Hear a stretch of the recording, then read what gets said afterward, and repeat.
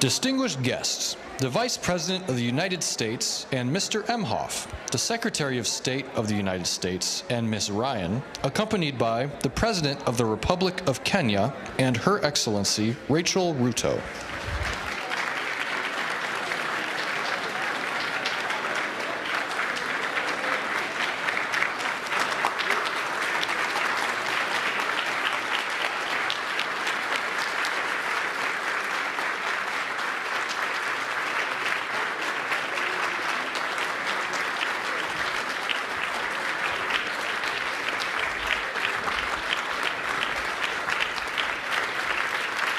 Thank you.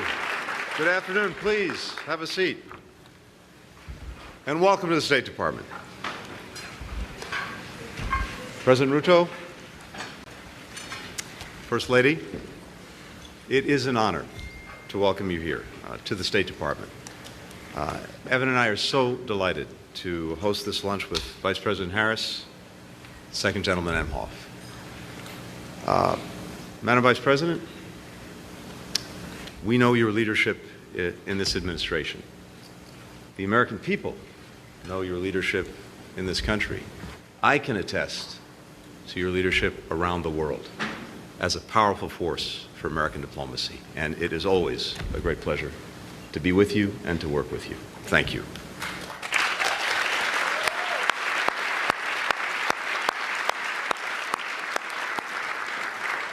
We're so grateful today to be joined by representatives of other nations, partners from across Kenya and the United States, colleagues from Congress, particularly the Congressional Black Caucus. Thank you for being here with us today.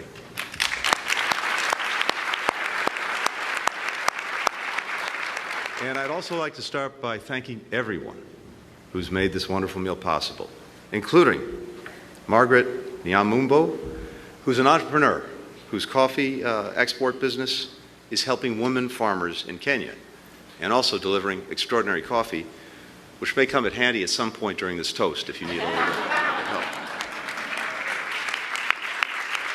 Thank you, Margaret.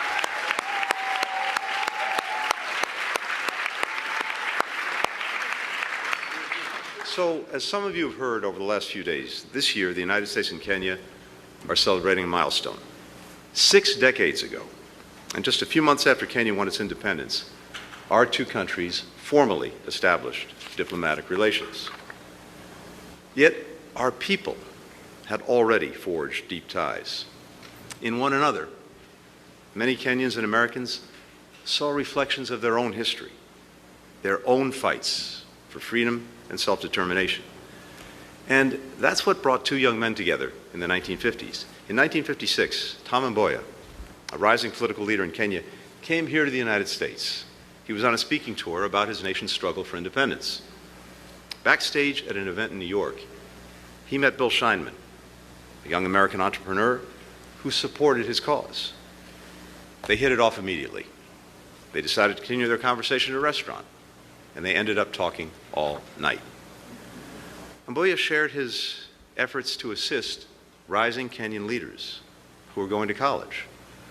Scheinman wanted to help. In the coming years, they started a foundation to support Kenyans studying in the United States. The group identified outstanding students. They rallied donations. They chartered flights to bring them to U.S. colleges and U.S. universities.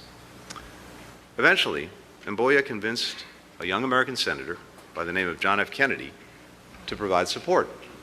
Soon, this program became known as the Kennedy Airlifts. This initiative brought hundreds of Kenyans and other East Africans to the United States over the years. Many became trailblazers in medicine, academia, civil society, government, the media. A number worked alongside Mboya, one of Kenya's founding fathers. Mboya and Scheinman themselves became friends for life. Mboya was the best man at Scheinman's wedding. Years later, when Scheinman died, he was buried in Kenya next to Mboya. President Ruto, you once said that nations are driven forward and changed by individuals, ordinary men and women who believe that they can make a difference and can change the status quo. Mboya and Scheinman shared that belief and acted on it. So does President Ruto. His own story, rising from a kid who went to school barefoot until he was 15 years old, earned money selling chickens by the side of the road, to become president of his country, is a testament to that very idea. And Mr. President, I think and hope that you felt these past few days the gratitude that we have for our partnership and for your leadership. Ben Franklin looks down upon us, our first diplomat, and he was known for his aphorisms. One of them, many of us know, is, "Well done is better than well said." Anyone who has the benefit of working with and listening to President Ruto knows that he excels at both. Countless other Kenyans and Americans have also dedicated themselves to doing their part. And for generations, our people have continued to collaborate to advance our shared values, our hopes, our visions for the future. Today, our countries are working together to grow inclusive economic opportunity, to shape cutting-edge technology in Silicon Valley and the Silicon Savannah. We're supporting the transition to clean energy, improving our capacity to prevent, to detect, to treat infectious disease. We're working to counter terrorism, to resolve conflicts, to help restore stability to some of the most insecure places, including Haiti. These are areas where President Ruto has demonstrated critical personal leadership, not just in the region, but around the world. Our citizens, our communities, our civil societies are also working every day to strengthen our democracies, to bring ourselves a little bit closer to the free, open, just, and equitable societies that we both aspire to be. Long after the airlifts, we continue to grow the ties between our countries and between our people. Earlier this week, President Ruto and President Biden announced a new educational exchange program focused on STEM, named after the Kennedy-Mboya partnership. When Kenyans and Americans collaborate, they're not just leading on the issues that matter to our people, they're leading on issues that matter to people everywhere. That's the story of Octavia Carbon. Its team of Kenyan engineers, scientists, climate change experts are building machines that pull carbon out of the atmosphere. Their goal is to become the first carbon removal company in Africa to lower the cost of this critical technology. The Octavia team started working from a kitchen table. Now they've created a machine that can absorb as much carbon in a year as 2,000 trees. When that technology is ready to deploy, Octavia Carbon will team up with a U.S. company to store all of the extracted CO2 in the ground, and together they'll help make our shared planet more sustainable for generations to come. I'm told that in the Octavia Carbon warehouse, the place where they're actually building and testing these prototypes right now, there's a mural, and it's got two portraits on it. One depicts the company's namesake, the great black American writer Octavia Butler, whose science fiction stories challenge readers around the world to imagine a different future for our societies. The other portrait is of one of the greatest marathon runners of all time, the great Kenyan athlete, Eliud Kipchoge, who once said that he lives for moments when he gets to challenge the limits. That's the spirit that animated Tom Mboya, Bill Scheinman more than 60 years ago. They challenged the limits of their time in pressing for more free, more just societies in both of our countries. It's the same spirit that unites Kenyans and Americans today. The determination, the creativity, the audacity to chart a path beyond what we believe is possible. To not only imagine a better world, and to make it, and to make it together.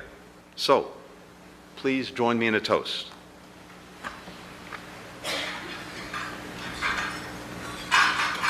Thank you. To every limit that our people have already surpassed, to the limits that we will exceed together. Cheers.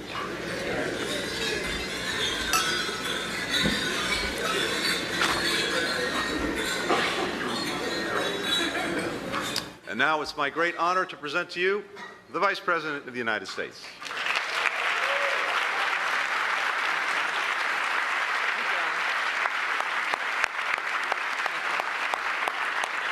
Good afternoon, everyone. Good afternoon. I will start, of course, by thanking our extraordinary Secretary Blinken. You have been traveling the world at record pace. That you are standing still at this moment is an extraordinary feat, given all you do. It's the Kenyan coffee. And it's the Kenyan coffee. But on behalf of our country, I thank you, Tony Blinken, for all that you are. Thank you. Thank you. And the second gentleman and I are honored to host this luncheon with you and Ms. Evan Ryan, and to welcome President Ruto and Mrs. Ruto. And to all of our distinguished guests, members of Congress, leaders in every sector of our society, welcome and thank you for your work and the partnership. So I strongly believe that African ideas and innovations will have a significant impact on the future of the entire world. A belief driven in part by the extraordinary creativity, dynamism, and energy of young African leaders on a continent where many of you may know the median age is 19. On a continent where 1 in 4 people who occupy space on Mother Earth will be by the year 2050.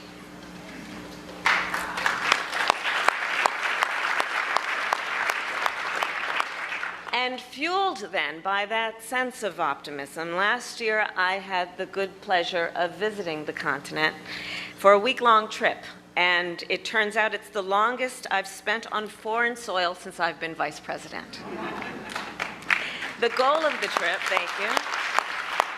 The goal of the trip was to highlight and strengthen our partnerships in government, in business, and in the civil society, to increase private sector investment, to revise and upgrade the U.S.-Africa narrative, which is long overdue, and to bring fresh focus to the innovation and ingenuity that is so prevalent across the continent of Africa. There at an incubator, I met with tech entrepreneurs who are taking small businesses online and strengthening supply chains. I convened young musicians and artists whose Afro beats are influencing music around the globe.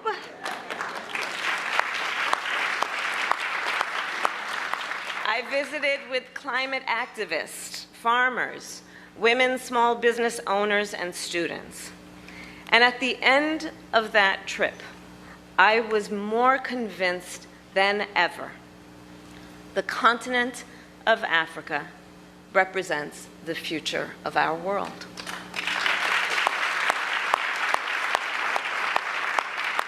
And I will add, any leader that ignores the continent of Africa is doing so at their own peril.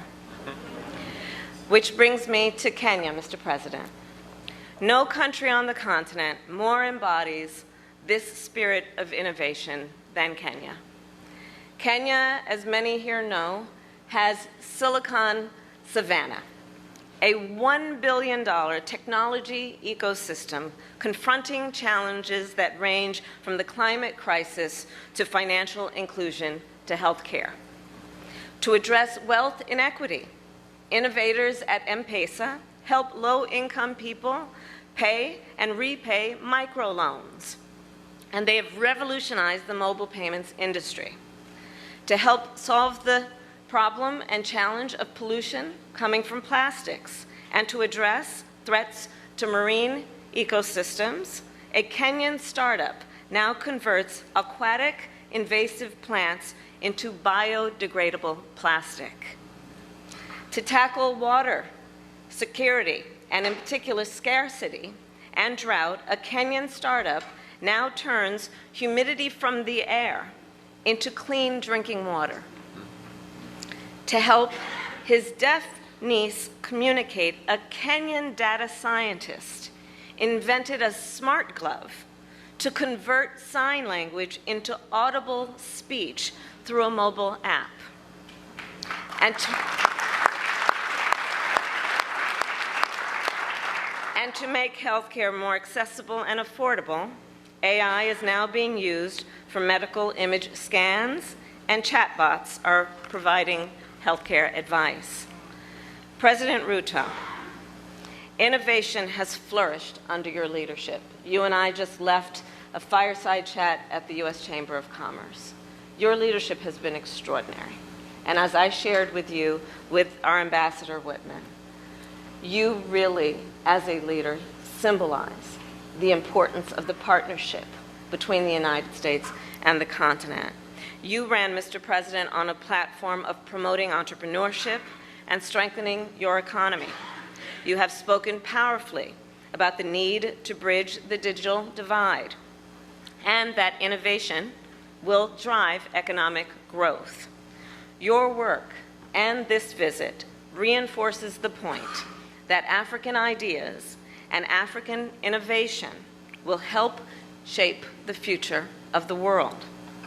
The partnership between the United States and Kenya is grounded in shared values and a shared vision for the future.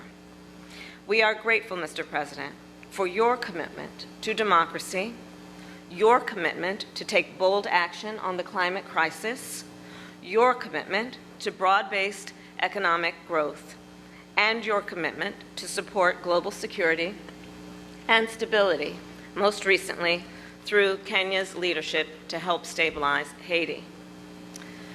The fates of the American people and the Kenyan people are intertwined. Secretary Blinken just spoke about Tom Mboya and the airlift. I will add, in 1959, when Mboya was in the United States gathering support for the airlift, he joined in a march with American civil rights activists. Just blocks from here, he spoke about our shared struggle for political freedom, economic opportunity, and human dignity. And these 65 years later, I stand proud to acknowledge your leadership, Mr. President, of these same principles. Later on that trip, Mboya was invited to Atlanta, I see the former mayor here, by Dr. Martin Luther King Jr. There, as they stood together, Dr. King said, and I quote, "Our struggle is not an isolated struggle. We are all," he said, "caught in an inescapable network of mutuality." So to you, President Ruto, just as it was then, and even more so today, our people are interconnected and interdependent, and so I will raise a glass and ask all to join to the U.S.-Kenya partnership and in celebration of our network of mutuality. Mr. President, cheers. Cheers.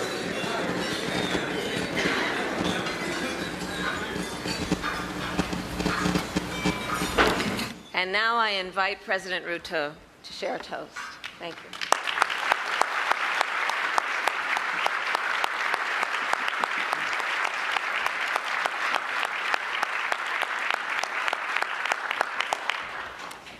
Madam Vice President, Secretary Blinken, distinguished ladies and gentlemen, good afternoon.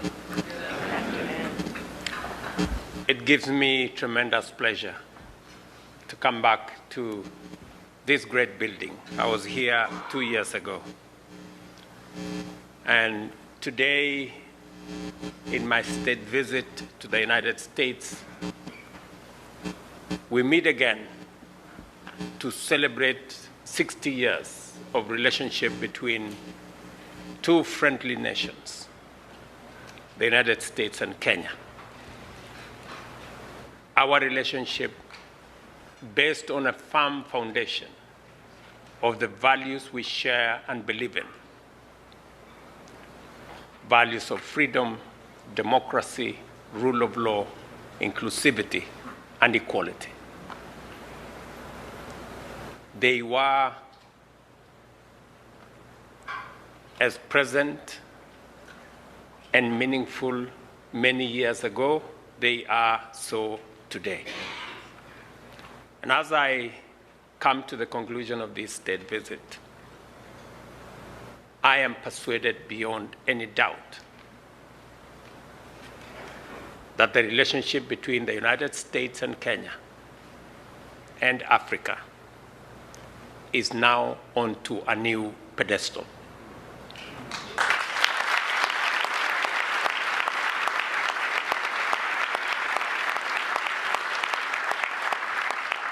I thank President Biden in a very special way for helping us reshape, re-engineer, and write a new narrative for our continent. We all believe in a Nigerian proverb that says, "Until the lion learned to write, all stories favored the hunter."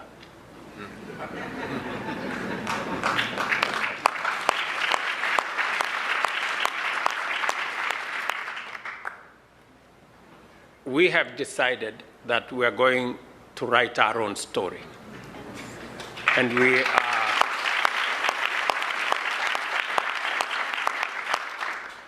we started this last year when I convened the first ever Africa Climate Summit. The conversation, the narrative has always been this continent of conflict, trouble, disease, poverty. Yet, that is not the story of Africa. Africa is a continent of tremendous opportunity. The largest reserves of energy, renewable energy resources. 60% of the world's arable and cultivated land. 30% of mineral wealth, global mineral wealth, including those that are necessary for energy transition. The youngest continent, which will produce 40% of the world's working workforce by 2050, and where a quarter of the world's population will be living, providing the world's biggest single market. In short, Africa is a rich continent and a continent of opportunity.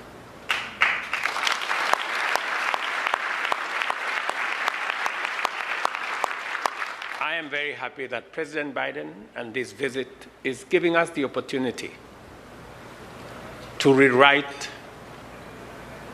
and recalibrate the relationship between this great superpower and our continent. And I am very proud that among the things we've agreed are not just about Kenya and the US, it's about Kenya and the continent of Africa. From what we are doing around climate action, what we are doing around the financial architecture of the world, to make it fairer, to make it much more sensitive, to make it much more agile, and to make it possible for many African countries and those in the global south, many developing countries, to access concessionary resources for us to manage the affairs of our people, and that no country will spend more money on paying debt or on managing climate-induced crisis than they do on spending on health, education, or social service.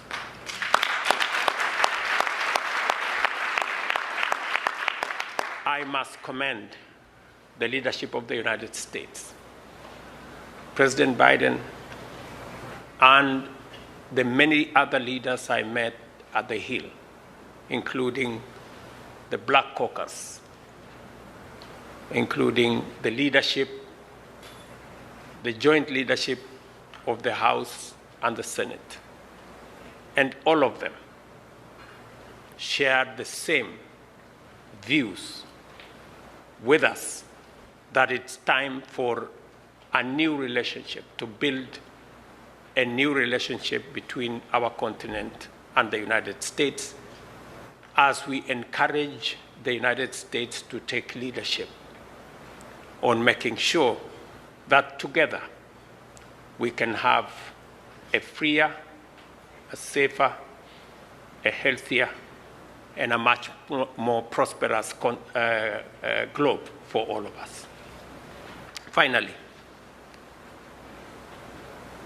we discussed many issues that today I find will give us new opportunities, will open new frontiers, and will enlarge the horizon for collaboration in making sure that we deal with the challenges that we all face of insecurity, of stability, challenges of debt and other financial challenges, but also give ourselves the opportunity to explore the tremendous opportunities that exist for collaboration in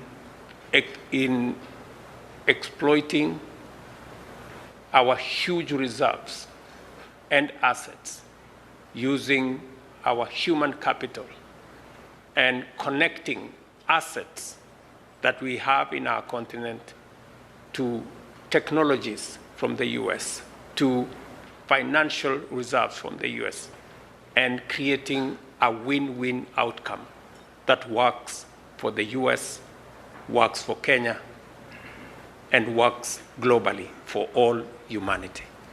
I thank you.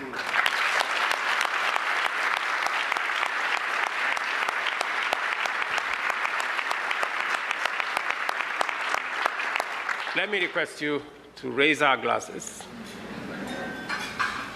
as I propose a toast to the long-lasting relationship, the good health, prosperous engagement, stability, and prosperity for the people of the United States and the people of Kenya. Cheers.